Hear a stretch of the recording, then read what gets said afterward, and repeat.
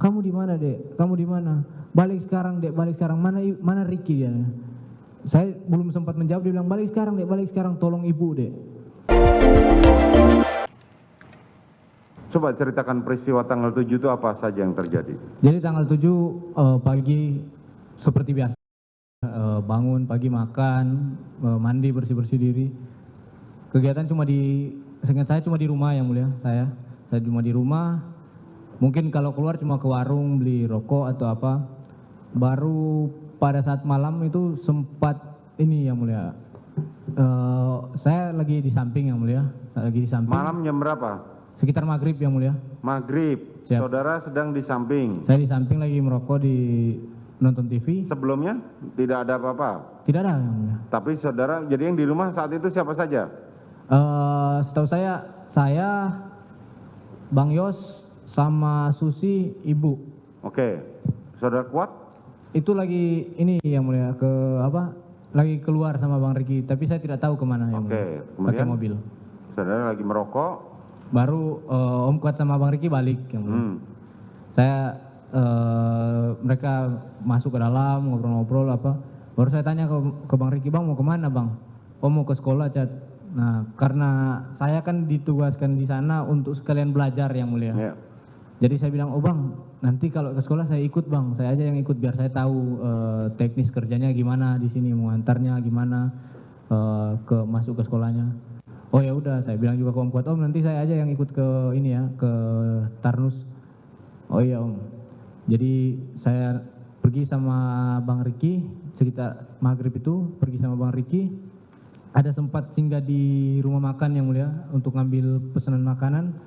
Baru habis itu langsung lanjut ke sekolah yang mulia. Sampai di sekolah turun, barang-barangnya Mas Prata itu diambil sama teman-temannya. Barang sama makanan diambil sama temennya, baru kita lanjut ke belakang sekolah itu di rumahnya guru yang mulia, guru di sekolah itu. Nah di situ ada sempat ngobrol juga Bang Riki, saya nggak turun yang mulia, cuma Bang Riki aja yang turun. Bang Riki turun ngobrol sama gurunya di rumah, saya cuma di mobil. Baru habis itu Bang Riki bilang masih ada satu guru lagi yang mau ditemuin. Tapi pas di telepon gurunya itu lagi di alun-alun Magelang. Jadi Bang Riki bilang, Cat nanti habis ini kita ke alun-alun aja. Oh iya Bang. Sampai di alun-alun, parkir mobil agak jauh, kita jalan masuk ke alun-alun. Telepon lagi, kata gurunya dia lagi sholat Isya kalau nggak salah yang mulia. Sholat Isya sekitar jam 7. Jadi kami nunggu di alun-alun, duduk di alun-alun. Tiba-tiba telepon masuk ke saya yang mulia. Telepon masuk, saya bilang, ih Bang, ibu telepon saya nih Bang. Saya angkat, saya perintah ibu, saya bilang, saya perintah ibu. Ibu itu pada saat itu lagi nangis yang mulia.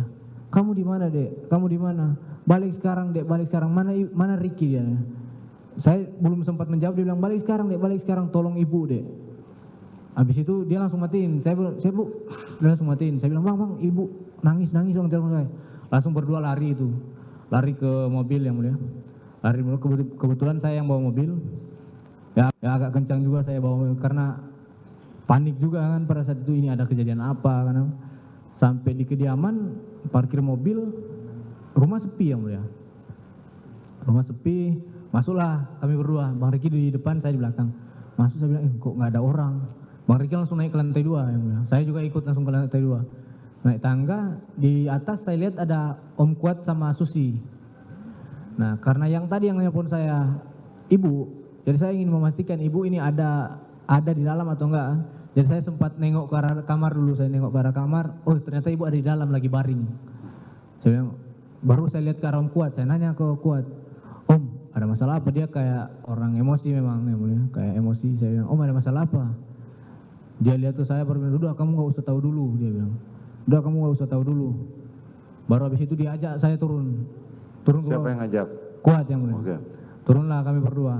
Karena pada saat itu dia masih emosi yang mulia, saya ajak dia ke samping di depan TV. Saya, Om duduk aja dulu, tenang. Saya kasih dia air minum, saya bukain botolnya nih, Om minum dulu, dia minum, baru saya kasih rokok saya pasangin rokoknya, saya bilang Om tenang dulu, santai. Dia mungkin udah ya ada berapa menit dia sudah mulai santai merokok, baru saya bilang sudah tenang Om. Ya Om ya. Saya bilang, kenapa om, ada masalah apa? Saya mencoba menenangkan kan, tanya ada masalah apa sih om? Dia bilang, udah om, jangan nggak usah tahu dulu kamu om. Saya, orang ini kenapa? Ada masalah kok nggak dicerita kan? Yang mulia.